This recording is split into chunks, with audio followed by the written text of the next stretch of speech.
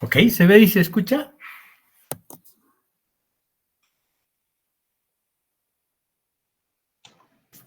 Sí, doctor. Ah, qué bien. Estaba por pensar que no había activado de nuevo mi micrófono, pero estaba activado. Entonces, empezamos primero con patología renal tubular e intersticial y después con patología obstructiva. Entonces va a quedar pendiente para después la parte que me corresponde de cáncer renal, ¿ya? Bueno, vamos a hablar entonces de la patología tubular e intersticial, que es responsable en gran parte de los casos de lo que llamamos en la práctica cotidiana insuficiencia renal aguda. Y la mayoría de las insuficiencias renales agudas se deben más que a patología vascular o patología glomerular, a una patología tubular e intersticial, ¿ya? Y las causas implicadas son infecciones, la isquemia y algunos metabolitos tóxicos y trastornos metabólicos que van a implicar este daño tubular, o a veces más intersticial que tubular, o a veces más tubular que intersticial, ¿sí? Vamos a empezar con las enfermedades tubulares y después vamos a hablar de las intersticiales, tomando en cuenta siempre que gran parte de esta patología es tanto tubular como intersticial al mismo tiempo, ¿ya? Entonces, las lesiones tubulares pueden ser básicamente isquémicas o tóxicas y pueden conducir a un cuadro que se conoce como necrosis tubular aguda y por lo tanto a la insuficiencia renal aguda, ¿sí? Hay una reacción inflamatoria de los túbulos y el intersticio que conducen a la nefritis tubulointersticial. Ese es el camino más frecuente, ¿ya? Esto condiciona un deterioro grave, pero por suerte potencialmente reversible, sobre todo si hay un adecuado manejo hidroelectrolítico por parte de la medicina, ¿no? Entonces es un deterioro grave, pero potencialmente reversible de la función del epitelio tubular, que puede ser causado principalmente por isquemia o por lesiones tóxicas que, como hemos dicho, provocan insuficiencia renal aguda. Entonces, la mayoría de las enfermedades tubulares también afectan al intersticio y se convierten en tubulointersticiales. Vamos a hablar del fenómeno de la necrosis tubular aguda y primero vamos a referirnos a la necrosis tubular aguda isquémica. Es más común que la tóxica, o sea, esta es la variedad de necrosis tubular aguda y de daño tubular, por lo tanto, más frecuente, ¿ya? Por isquemia. Hay una rápida disminución o pérdida de la función renal con progresivo incremento de la creatinina sérica asociada a oliguria y proteinuria. La oliguria puede llegar a la anuria en estos casos. Por general, asociada tras una hipovolemia súbita, como ocurre en las hemorragias graves, en el infarto agudo de miocardio, cuando hay choque cardiogénico sobre todo, y en cualquier tipo de choque en general, ¿ya? Pero principalmente el choque cardiogénico secundario al infarto agudo de miocardio y las hemorragias graves. La oliguria es inicialmente por colapso circulatorio, puesto que hay isquemia, ¿sí? Posteriormente por obstrucción del flujo de salido, porque la necrosis produce, perdón, la isquemia, todas estas causas producen descamación celular y por túbulo rexis, hay necrosis y destrucción del epitelio tubular que se descama a través de la vía urinaria y produce obstrucción como consecuencia, ¿ya? ¿Cuál es la patogenia de la necrosis tubular aguda o de la tubulorexis? Resulta de la reducción de la perfusión renal, por lo general asociada a hipotensión, ¿sí? Grados variables de hipotensión. Mientras más importante sea esta, más importante la hipovolemia o el choque, entonces más probable es que haya tubulorexis y haya una necrosis tubular aguda. El epitelio tubular es particularmente sensible a la hipoxia, ¿sí? ¿Por qué? Porque tiene una elevadísima tasa de actividad metabólica y de consumo de energía, además de numerosos orgánulos que participan justamente en esta enorme actividad metabólica. Entonces, la disminución del ATP va a provocar disfunción tubular, ¿sí? Las causas ya, en cierto modo, hemos dicho: hemorragia masiva, choque séptico, quemaduras graves que producen choques, la deshidratación que puede producir también choque hipovolémico, diarrea prolongada, de igual manera, insuficiencia cardíaca izquierda, pero también congestiva, y la redistribución del volumen en casos de pancreatitis y peritonitis, sobre todo en la pancreatitis grave, ¿no? Hemorrágica que cursa con choque. Bueno, veamos ahora lo que nos interesa a los patólogos, la morfología. Los riñones están agrandados porque tienen edema, están pálidos porque tienen isquemia, y esto ocurre principalmente a nivel de la corteza renal, en la zona cortical. Lo típico es una necrosis, miren ustedes los túbulos, con necrosis segmentaria, ¿sí? Segmentos conservados, segmentos necróticos. Irregular, una necrosis isquémica irregular de segmentos del túbulo, de las células tubulares, daño tubular distal más destacado, ¿no? O sea, más importante el daño tubular que el proximal, todo lo contrario a lo que vamos a ver en la necrosis tubular aguda tóxica, ¿ya? Hay una rotura de la membrana basal tubular y el epitelio regenerativo va a ir produciendo paulatinamente, al descamarse todo esto, cilindros hialinos, pigmentados y de mioglobina que pueden provocar obstrucción, a veces importante, y mayor isquemia y mayor necrosis, ¿no? La otra variedad es la nefrotóxica, la otra variedad de necrosis tubular aguda, que consiste en un conjunto de entidades donde hay necrosis del epitelio de los túbulos producidos por la ingestión, inhalación o la inyección de sustancias tóxicas de los más diversos orígenes. Aquí hay que pensar siempre en esas infusiones, en esos tés milagrosos en los que a veces cree la medicina tradicional, ¿no? Entonces, pueden ser lesiones inducidas químicamente, pueden ser células tubulares preferidas, son más susceptibles a estas lesiones químicas, como diana para ciertas toxinas, por su elevada tasa de actividad metabólica y consumo de energía, y hemos dicho también para la isquemia. Toxinas que alteran la ruta oxidativa u otra vía metabólica.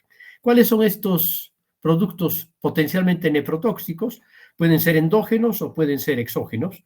Entre los endógenos tenemos la hemoglobinuria producida por la hemólisis, por ejemplo, posttransfusional, la mioglobinuria, cuando hay rhabdomiolisis por una lesión por aplastamiento muscular, o cuando se consume nuez de la India para bajar de peso, también puede haber mucha rhabdomiolisis y nefrotoxicidad. Los metales pesados, plomo, mercurio, cisplatino, fármacos como cloroformo, tetracloruro de carbono y otras toxinas de origen para los agricultores que usan, ¿no? Paraquat, fenol, etilenglicol, hongos venenosos también pueden actuar por este mecanismo, necrosis tubular. Y como verán, la necrosis es más continua y proximal, ¿no? Y consiste en una dilatación y un compromiso difuso y caracterizado por unas células epiteliales tumefactas, ¿sí? Prácticamente como si estuvieran convirtiéndose en adipocitos. Eso es lo característico de este tipo de necrosis tubular aguda. ¿Ya? Entonces, ¿cuál es la clínica y la evolución de la necrosis tubular aguda? Tiene 4 fases. La fase de inicio, que está en relación a los síntomas de la enfermedad de fondo o de la intoxicación circunstancial, ¿no? Después viene la fase oligúrica, que el estímulo lascivo produce necrosis tubular renal. Aquí ya empieza el proceso necrótico. Los túbulos renales son obstruidos por células necróticas que se están desprendiendo, ¿no? Y el flujo sanguíneo glomerular va a ir disminuyendo porque hay una constricción arterial. Disminuye, por lo tanto, el filtrado glomerular, los riñones están hinchados y edematosos y empieza el cuadro clásico de insuficiencia renal aguda con oliguria y eventualmente anuria. Son necesarias aquí, es importante aquí la participación médica, necesarias medidas de sostén, sobre todo hidroelectrolítico, para prevenir la hipopotasemia y la sobrecarga también de líquidos. O sea que el cuidado intensivo es ni mucho ni poco, ¿no? Tiene que ser exacto, en su medida exacta. Luego viene la fase de poliuria inicial, cuando ya empieza el fenómeno regenerativo. No se olviden que el epitelio tubular puede regenerarse, porque es un epitelio que pertenece a una población de regeneración continua. Entonces, hay una regeneración del epitelio tubular que dura entre la primera y la tercera semana. Continúa eliminándose el material muerto y se va fagocitando ese material. En la orina vamos a ver estos cilindros celulares. Empieza la fase poliúrica. Después de la oliguria viene la poliuria, debido a la apertura tubular y al aumento del flujo sanguíneo glomerular, ¿no? Conforme va cediendo el proceso necrótico. Las células tubulares son indiferenciadas porque son inmaduras, están regenerándose y no hay el desarrollo clásico de las especializaciones necesarias para la reabsorción de electrolitos y agua. Aquí estamos hablando de las microvellosidades, de las especializaciones laterales, de los repliegues laterobasales, de la enorme cantidad de mitocondrias y de los endosomas que se necesitan para este proceso de reabsorción de agua y electrolitos. Entonces, es necesaria, en este punto, la reposición adecuada de líquidos, sigue siendo necesaria, de electrolitos para compensar las pérdidas urinarias excesivas, ¿no? Entonces, aquí hay todavía un buen manejo médico para el mejor resultado del proceso. Y por último ya viene la fase poliúrica y de restablecimiento, la fase de poliuria final. Las células tubulares se diferencian y adquieren capacidades funcionales y se restaura la función renal sin dejar generalmente secuelas, ¿ya? El pronóstico en gran parte va a depender de la causa y en parte, como hemos dicho, insistido en este punto, el manejo hidroelectrolítico, ¿sí? En general es bueno, excepto en los casos asociados a necrosis tubular aguda por sepsis, secundaria a sepsis. El análisis de la orina en la insuficiencia renal aguda. ¿Qué vamos a ver en la insuficiencia renal aguda, ya sea por necrosis tubular o por otros procesos? En la necrosis tubular aguda, cilindros de color marrón oscuro y células epiteliales descamadas. En la glomerulopatía, en las glomerulonefritis, vamos a ver cilindros de eritrocitos y proteínas, o sea, por la proteinuria generalmente que acompaña al síndrome nefrítico no tan grave o al síndrome nefrótico peor aún, ¿no? Pero va a haber cilindros de eritrocitos sobre todo y proteínas. Y la nefritis tubulointersticial aguda, cilindros de leucocitos y piuria, porque aquí hay infección. En la nefritis tubulointersticial aguda hay infección. Estamos hablando de pielonefritis aguda, ¿no?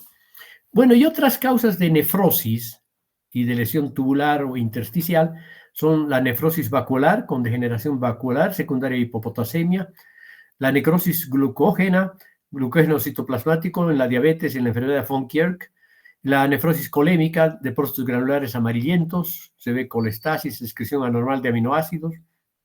En el riñón de mieloma, donde se produce una extraordinaria secreción de inmunoglobulinas, de proteínas M, ¿no? Y de proteínas de Bence-Jones, cilindros amorfos, redondeados, células gigantes derivadas del epitelio reactivo, infección y reacción inflamatoria inespecífica del intersticio. En el riñón del mieloma múltiple o mieloma de células plasmáticas.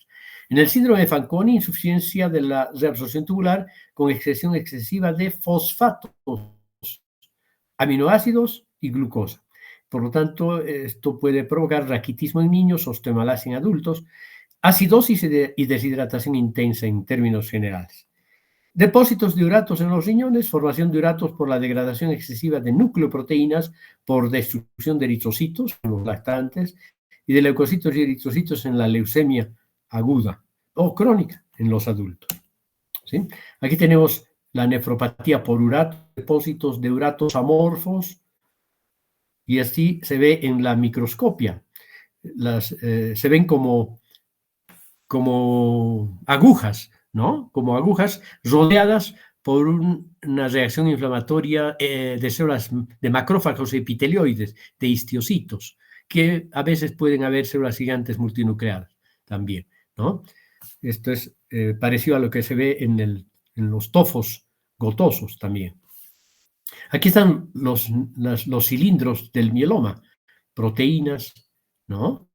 Y aquí está la nefropatía por uratos de concentración de cristales con una tinción propia, organizada dentro de los túbulos renales.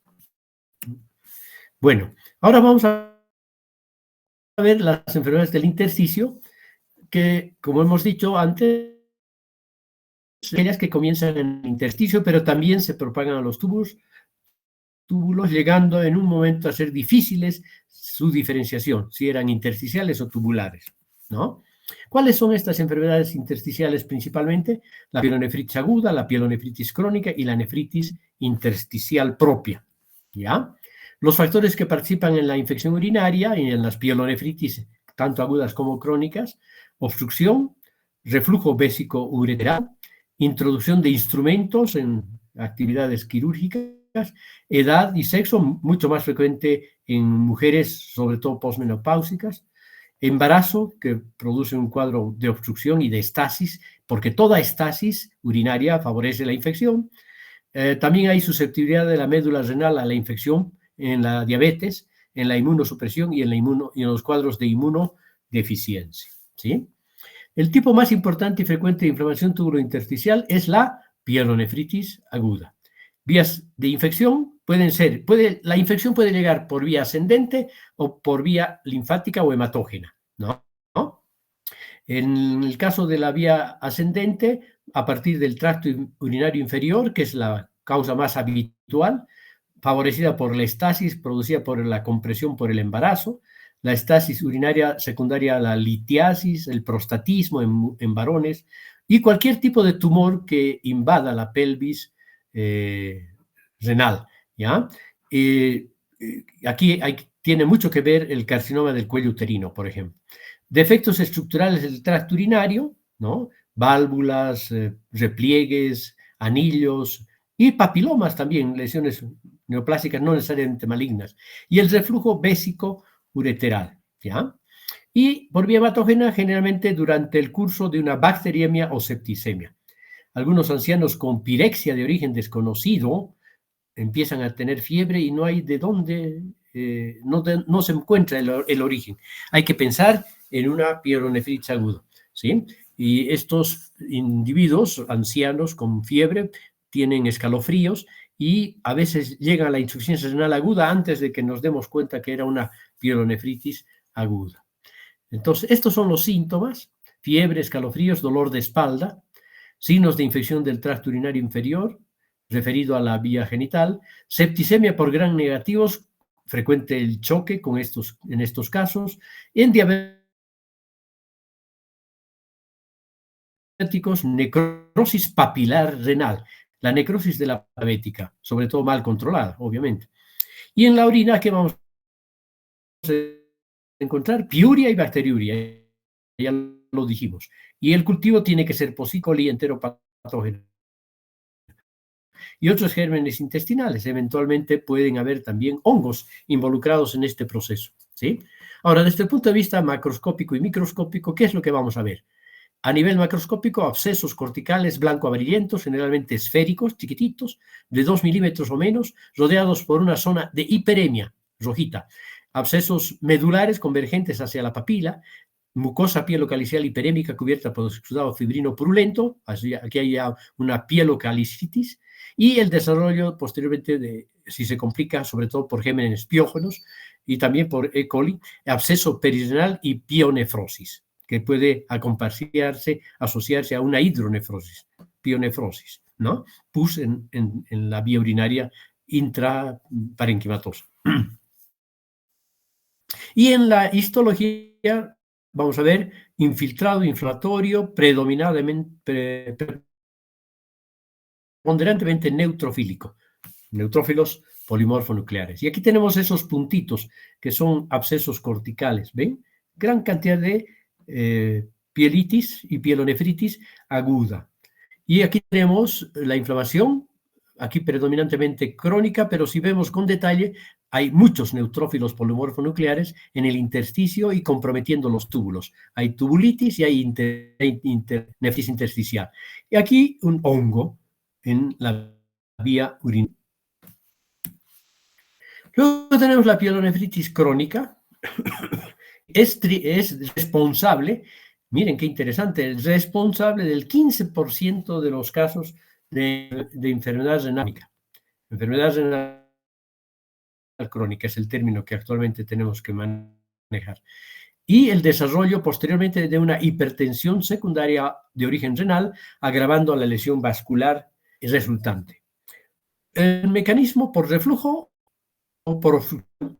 Reflujo vesicoureteral, episodios repetitivos de inflamación, o obstrucción crónica, episodios repetidos de infección por obstrucción al drenaje epicalicial, secundario a alteraciones anatómicas, cálculos, a litiasis urinaria. En el análisis de orina ya vamos a ver cristales, vamos a ver piuria, dependiendo del tipo de inflamación, y las pruebas funcionales renales pueden estar alteradas, sobre todo si ya empieza a haber enfermedad renal crónica, hiperazoemia y a veces uremia, ¿no? Macroscópicamente vamos a ver ya cicatrices, ya no vamos a ver los abscesitos de la inflamación aguda, sino zonas cicatriciales irregulares que tienen una especie de depresión y que pueden medir desde medio centímetro a 2 centímetros, y sobre todo a nivel de la corteza ubicada por encima de los cálices distorsionados en forma de masa. ¿Sí? También hay una cicatrización fibrosa de la papila renal y en la micro, pues, zonas irregulares de fibrosis e infiltrado inflamatorio, pero esta vez protagonizado por linfocitos y células plasmáticas, ubicado sobre todo en el intersticio, pero con compromiso tubular. Los túbulos pueden estar atróficos, dilatados y con material amorfo proteináceo en su luz, lo que le da un aspecto de tiroidización a los túbulos, ¿no? Cilindros coloides. Y la fibrosis periglomerular, y que puede comprometer el glomérulo y llegar a hialinizarlo por completo. ¿Sí? Aquí tenemos entonces una pielonefritis crónica con gran destrucción parenquimatosa y una hidronefrosis secundaria, una pielitis y compromiso de los cálices, de toda la vía urinaria intraparenquimatosa y también del parénquima renal, ¿no? Aquí se ve en la superficie la presencia de unas placas inflamatorias. Y aquí se ve el infiltrado mononuclear, linfocitario, plasmocitario, que cuando afecta a los glomérulos vecinos los puede hialinizar.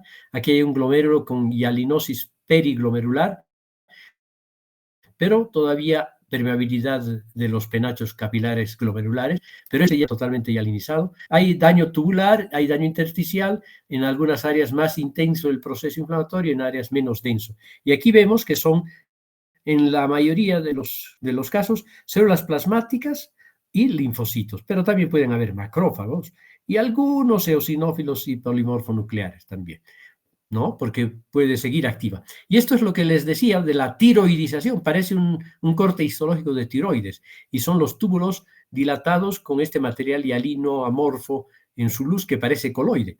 Entonces, esto es lo que se llama la tiroidización tubular de la pielonefritis crónica.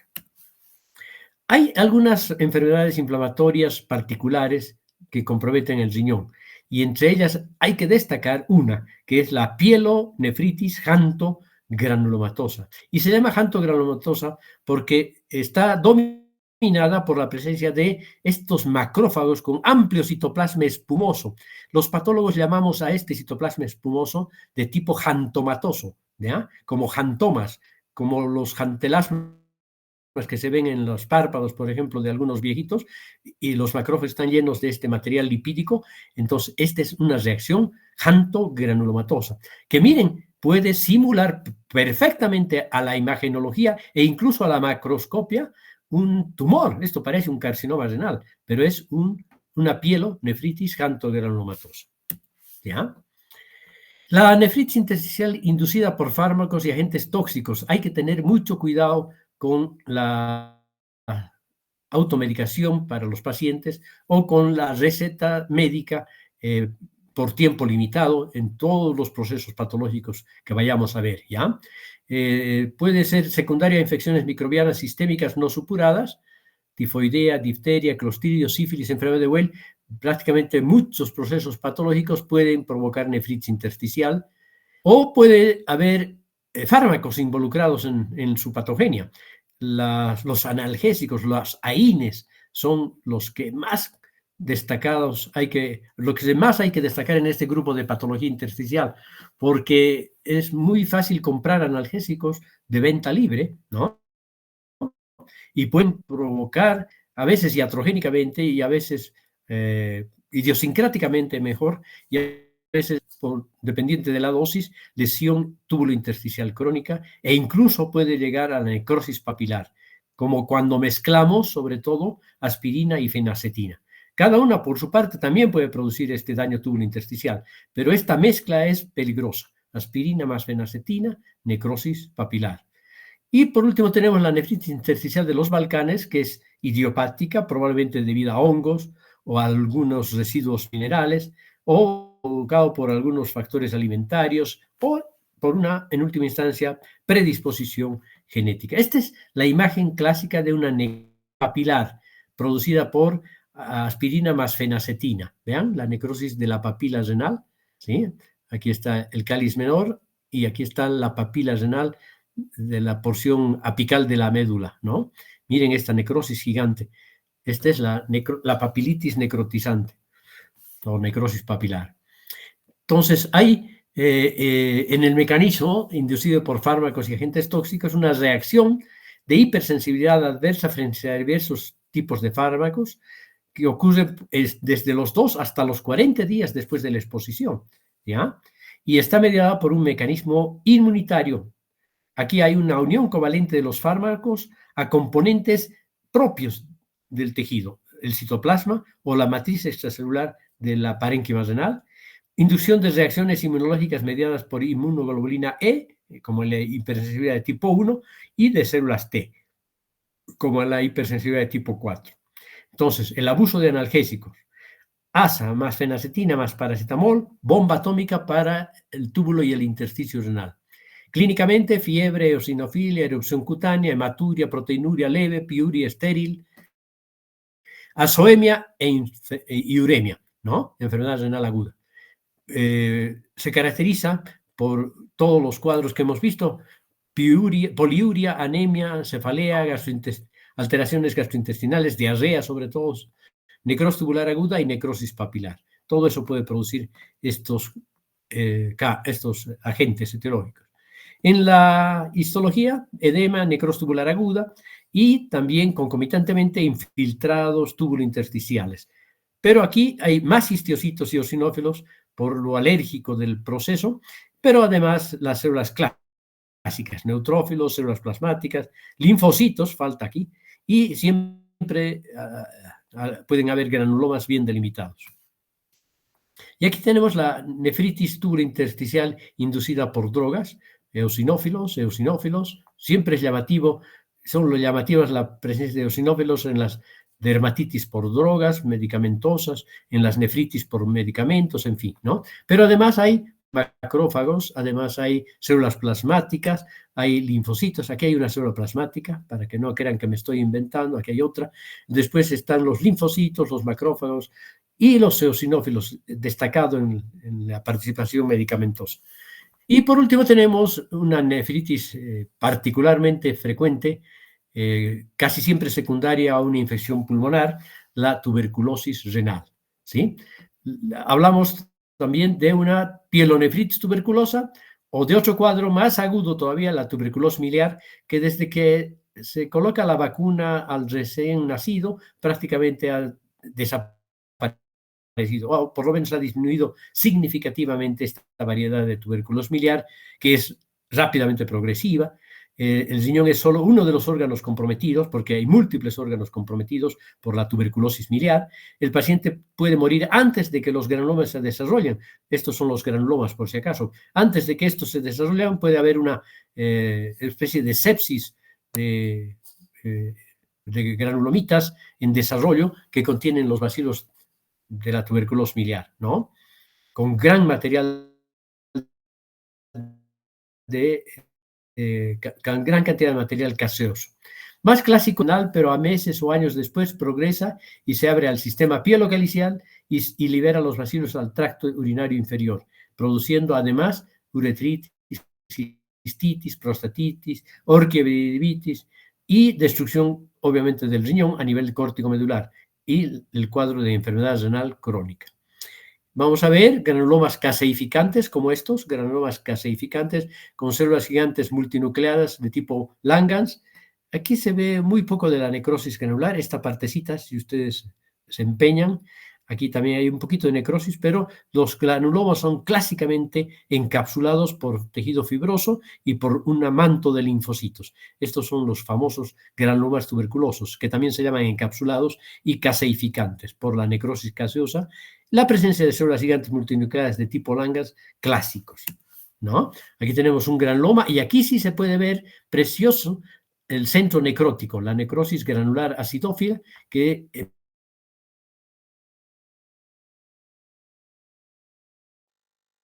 caseosa, granuloma epitelioide, histocitos epitelioides, fibroblastos y linfocitos por fuera. Y con la tinción de Ziel-Nielsen podemos describir los bacilos ácido-alcohol resistentes, aquí muchos preciosos para verlos, ojalá las tinciones nos salieran así siempre y podríamos garantizar que lo que estamos viendo es una tuberculosis, ¿no? Bueno, entonces con eso hemos hecho la primera partecita, ¿ya? Ahora vamos a ver, tengo que meterme a uropatía, espero que sea esto, pues este es o no es este.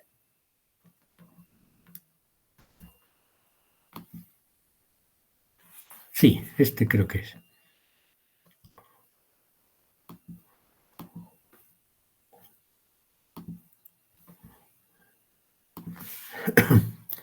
Entonces, ¿se ve? Uropatía obstructiva. ¿Sí? Perfecto. Me has dicho que sí, ¿no? Sí, doctor. Bien. Toda obstrucción favorece o predispone las infecciones. Además, favorece la formación de cálculos. Los cálculos favorecen la obstrucción y la obstrucción favorece la formación de cálculos, ¿no? Puede a la larga producir atrofia renal por una hidronefrosis grave y puede también haber una uropatía obstructiva secundaria a un tratamiento médico quirúrgico, ¿no? La uropatía obstructiva puede ser parcial o completa, puede ser bilateral o unilateral, puede tener un inicio súbito, brusco, o puede tener un curso indolente, insidioso. ¿Ok? Las causas habituales pueden ser extrínsecas o intrínsecas y están entre ellas las más importantes: los cálculos, los coágulos sanguíneos, la hiperplasia prostática, los tumores, el embarazo, los procesos inflamatorios, las alteraciones funcionales, neuropáticas sobre todo, y congénitas, ¿no? Entre las congénitas hay que mencionar válvulas uretrales, estenosis uretral, sobre todo a nivel pielo-ureteral, obstrucciones uretrales propiamente, ¿ya? Obstrucciones a nivel del cuello vesical, la estenosis ureteropélvica, que es la más frecuente causa congénita de obstrucción, y el reflujo vésico-ureteral. Luego, entre los factores neurogénicos tenemos alteraciones a nivel de la sección medular, por ejemplo, de la espina, nefropatía diabética, por la polineuropatía que hay, la obstrucción funcional que producen todos estos cuadros, ¿sí? En las inflamaciones, ¿qué cuadros pueden producir estasis y eventualmente obstrucción? Prostatitis, ureteritis, uretritis, fibrosis retroperitoneal, la fibrosis retroperitoneal. Y los tumores, el cáncer de próstata, el cáncer de vejiga, pueden haber linfomas con compromiso retroperitoneal y obstrucción de la vía urinaria, y el cáncer de cuello uterino, que en nuestro medio es tal vez una de las causas por cáncer más frecuentes de uropatía obstructiva, ¿sí? Entonces, en la hidronefrosis hay dilatación inicialmente de la pelvis, luego de los cálices, y luego va a haber una gran adelgazamiento del parénquima renal, llegando a la atrofia renal progresiva y a la obstrucción del flujo de salida, ¿no? Luego tenemos en la hidronefrosis, aún con obstrucción completa, hay una reacción inflamatoria intersticial y hay fibrosis intersticial. ¿Sí? El filtrado glomerular regresa por los plexos venosos linfáticos, se dilatan los cálices y la pelvis, hay una presión retrógrada que va hasta el sistema colector incluso del parénquima renal, incluso a la corteza, y llega a la atrofia renal, comprime no solo el parénquima túbulo intersticial y glomerular, sino también los vasos sanguíneos, y hay una alteración en la capacidad de concentración de la orina por alteración de los túbulos colectores y disminución del filtrado glomerular, ¿no? Entonces tenemos en la hidronefrosis aguda dolor, distensión del sistema colector. Esta es en la ecografía se vería así, pero esta es una macro, y completa y parcial también puede ser. Puede ser silente por años hasta que se desarrolla una hidronefrosis grave, ¿no? La obstrucción parcial bilateral va a ver una incapacidad para concentrar la orina y por lo tanto va a haber poliuria, icturia, acidosis tubular distal, pérdida de sal y litiasis renal secundaria. Esto es típico de la nefritis tubulointersticial y la consecuencia cicatrices, atrofia papilar y la hipertensión secundaria a insuficiencia renal. Y la obstrucción bilateral, oliguria y anuria, que es incompatible con la vida a no ser que se elimine la causa o se haga por el momento una diálisis, ¿no? Bueno, entonces la urolitiasis. Litos en cualquier región de la vía urinaria se pueden producir, desde los cálices menores hasta la vejiga, sobre todo. La uretra es más difícil que se produzca, ¿no? Es más frecuente en los varones y a nivel de la vía urinaria intrarrenal.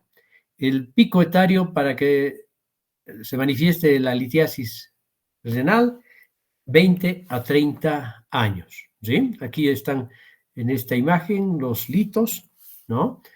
Puede haber antecedentes heredofamiliares, alteraciones congénitas del metabolismo de algunos metabolitos, gota, cistinuria, hiperoxaluria, ¿no?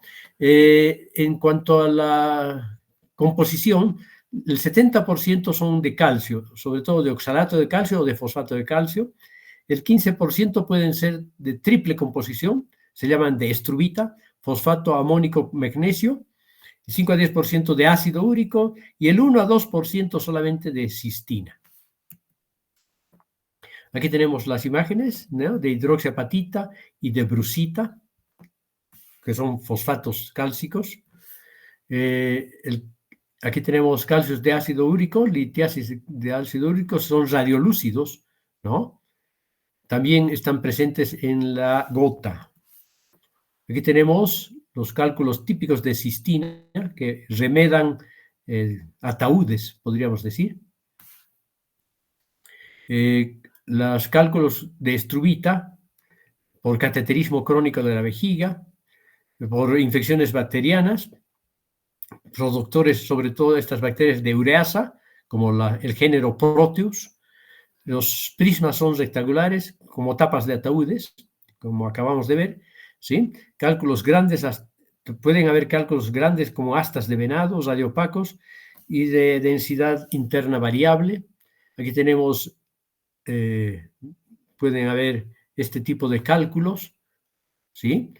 En la orina, cuando está muy concentrada, se cristaliza más fácilmente las sales de calcio, hay una sobresaturación de materiales que se hacen insolubles y por eso es importante la conservación de agua.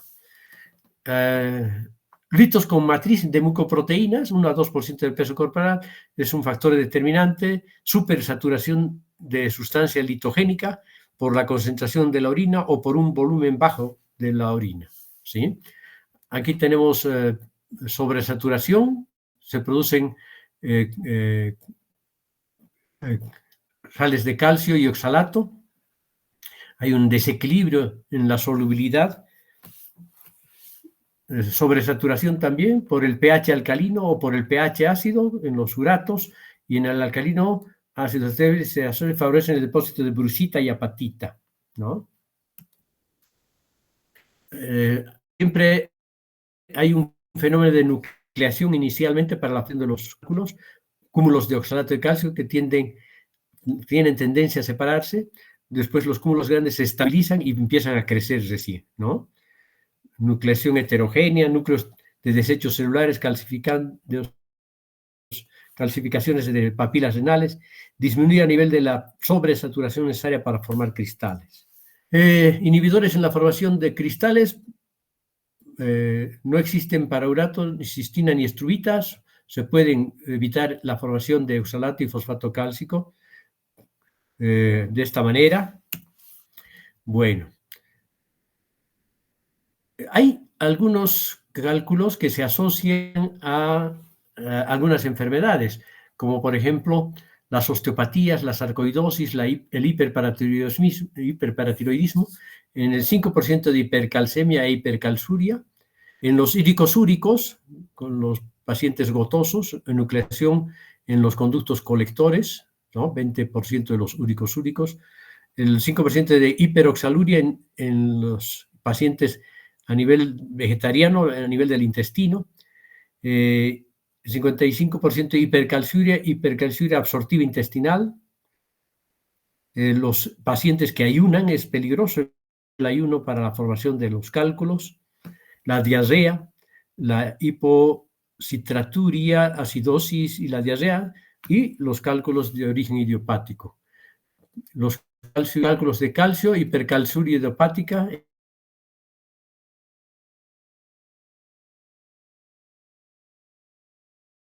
hipercalcemia postprandial, que suprime la hormona paratiroidea, defectos de reabsorción de calcio en túbulos renales con hiperparatiroidismo secundario a pérdidas de calcio, aumenta la síntesis de hidroxivitamina D, dieta baja en calcio no es eficaz, dieta baja en sodio y proteínas, diuréticos tiacídicos reducen el calcio en la orina y la formación de cálculos. ¿Sí? Bueno, entonces, excesiva ingesta de carnes que tienen mucha aminoácido, la purina, en los pescados y aves un poco menos. Dieta baja en purina, solo purinol hay que dar. Bueno, todo esto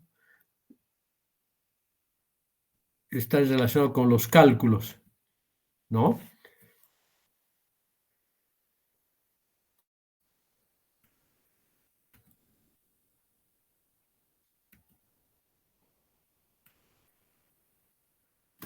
Hay que evitar la deshidratación, beber agua copiosamente, aumento de la orina 2.5 litros días, se reducen las recurrencias de la litiasis, ¿no? A veces es necesario el tratamiento médico quirúrgico. Lo clásico cuadro clínico es dolor y urente, dolor agudo, intenso, desde el flanco hacia la vía urinaria. Se puede intentar la tripsia ultrasónica con láser, en fin. Creo que he abierto el que no debía.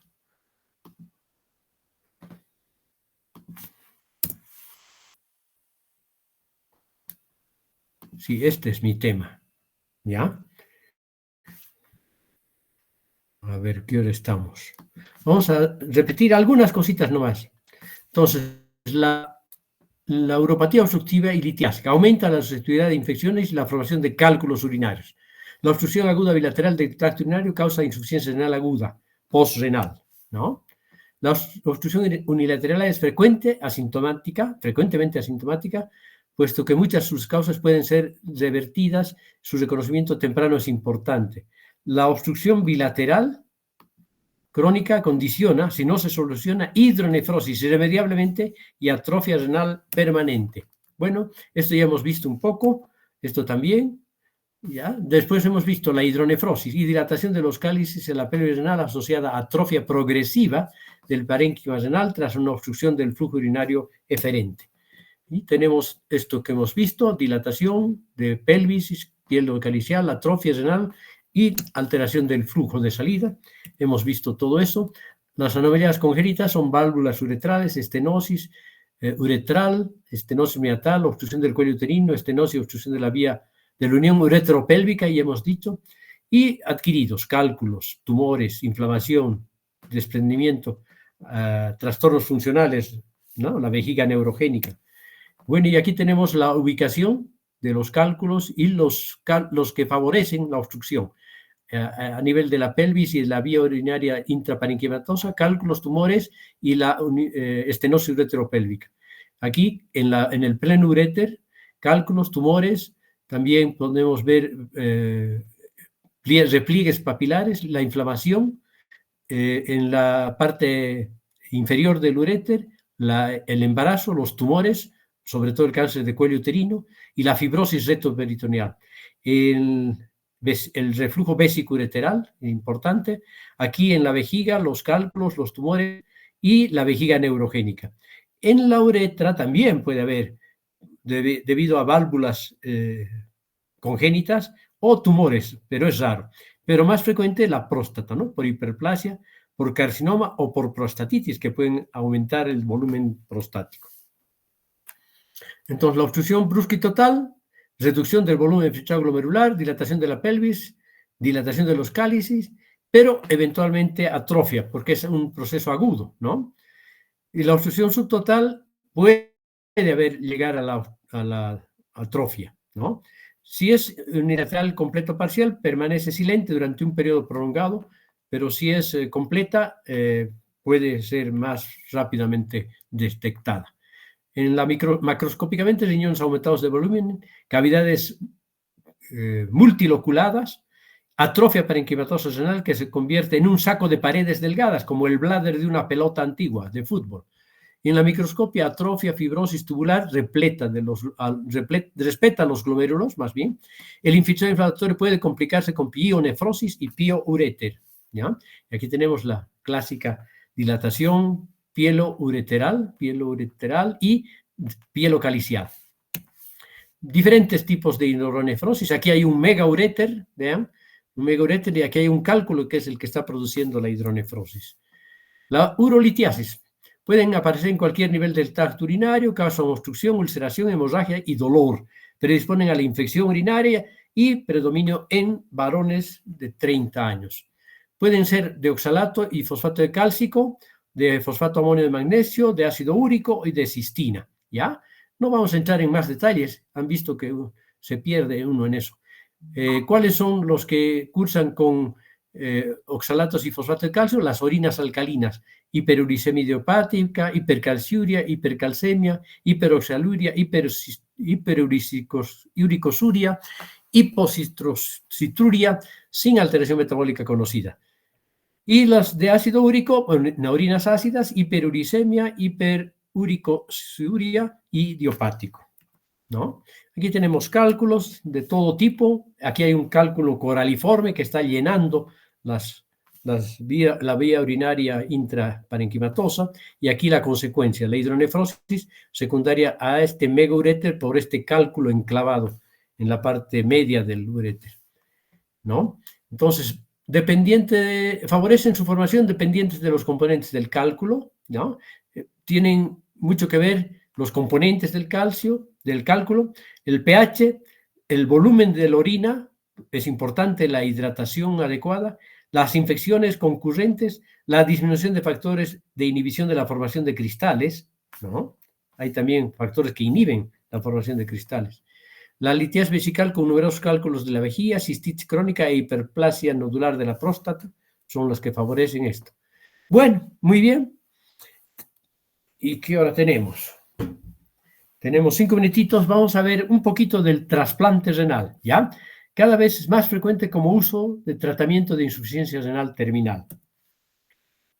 Complicaciones del trasplante: trombosis vascular quirúrgica que provoca isquemia del injerto, rechazo del trasplante, recidiva de la nefropatía primaria. Esto ya les he dicho a mis estudiantes de práctica, la glomerulopatía membranoproliferativa, frecuentemente recidiva, ¿no? En el trasplantado, en el riñón trasplantado. Bueno, hay 4 tipos de rechazo: hiperagudo, agudo, ¿sí? Poco tiempo después es el hiperagudo. El órgano empieza a ser, de que el órgano empiece a ser perfundido por la sangre del paciente, toma la forma de una trombosis intravascular diseminada en los pequeños vasos con necrosis focal e infiltrado inflamatorio de neutrófilos. ¿Sí? Se debe a anticuerpos preformados del huésped que reaccionan con antígenos del injerto. ¿Sí? Aquí hay que tener, pues esto se da cada vez menos frecuente porque lo primero que se valora es el grupo sanguíneo, ¿no? Y el complejo mayor de histocompatibilidad también, ¿no? Antes era el grupo sanguíneo, ahora hay que ver el grupo, el complejo mayor de histocompatibilidad, la compatibilidad de estos complejos mayores. Actualmente el problema prácticamente ha desaparecido por la comprobación rutinaria de la posible presencia en el receptor de anticuerpos frente a los linfocitos del donante, ¿sí? Y así como se ve en el rechazo hiperagudo, miren, aquí hay una necrosis feroz, ¿no? Desprendimiento, destrucción del endotelio, luces capilares ocupadas por trombos. La izquierda es normal. Rechazo agudo, aproximadamente una semana después del trasplante o tras la suspensión del tratamiento inmunosupresor. Rápida progresión, mediado también por mecanismos inmunológicos, humorales y celulares. El componente celular mediado por células T que reaccionan frente a los antígenos leucocitarios humanos del donante o del complejo mayor de histocompatibilidad, da lo mismo, especialmente el de clase 2. El injerto es infiltrado por linfocitos, sobre todo linfocitos T, que destruyen diversos componentes del injerto, incluidos los túbulos. El componente humoral mediado por anticuerpos con activación del complemento, ¿sí? Aquí se produce una vasculitis con necrosis endotelial, infiltración de neutrófilos en las paredes vasculares, una tubulitis neutrofílica, lesión de la íntima, la lámina elástica y grandes arterias del injerto, ¿no? Vean, aquí hay un rechazo agudo de tipo mixto, acelerado, acentuado, con gran componente celular intersticial, miren, gran cantidad de linfocitos polimorfonucleares, células espumosas en los túbulos, en la íntima de las arterias. Esa es una característica interesante. Pueden haber trombos también. En el rechazo agudo acentuado, predominantemente células redondas en el intersticio renal y numerosas estrellas en el epitelio tubular. Miren, aquí hay la tubulitis famosa, tubulitis e inflamación intersticial. Pacientes en el rechazo agudo acelerado, pacientes que han sido trasplantados anteriormente sin éxito y por tanto sensibilizados frente a antígenos del donante. Lento a progresivo el crónico, lento y progresivo a lo largo de varios meses, lenta alteración de la tolerancia del huésped, puede ser causado por inadecuada inmunosupresión, ¿sí? ¿Y qué es lo que vamos a ver en la histología? Fibrosis de la íntima arterial, con lesiones isquémicas secundarias en el parénquima, intersticio infiltrado por células plasmáticas e eosinófilos. Y por último, una pérdida progresiva y permanente de las nefronas con hialinosis glomerular, ¿sí? Vean aquí, hay necrosis y esta hiperplasia fibrosa en azul con un tricrómico se está viendo que es una hiperplasia fibrosa de la íntima y otra arteria forma también con fibrosis de la íntima. Aquí está la íntima, la media por afuera, pero en la parte interna de la íntima, antes de la lámina elástica interna, hay una fibrosis. Y también hay fibrosis incluso de vasos más pequeñitos, ¿no? Y también hay fibrosis intersticial que está empezando a aparecer. Todo esto azulito que ven es una fibrosis incipiente, además de la fibrosis perivascular. Aquí tenemos alteraciones de los túbulos ocasionadas por la ciclosporina de tipo A, ¿no? Se ve fibrosis intersticial. Y también hay alteraciones degenerativas en la pared arteriolar, en la mioíntima, Aquí hay también este edema tubular, fibrosis intersticial. Aquí no se ve muy bien porque no es un tricrómico. Y edema en los túbulos, microvacuolización. Muy bien. Entonces ya tendríamos 3 temas hoy día. Perdonen, he sacado un tema de uno de mis estudiantes y por eso no lo he podido desarrollar bien, pero después saqué el verdadero y han visto cómo se puede desarrollar bien, ¿no? Muy bien. ¿Están todavía presentes? 8 personas. ¿Me escuchan? Sí, doctor. Bueno, entonces, después de que el doctor Fernández les dé un video producido por el doctor Flores de patología de la vía urinaria inferior, vamos a entrar a...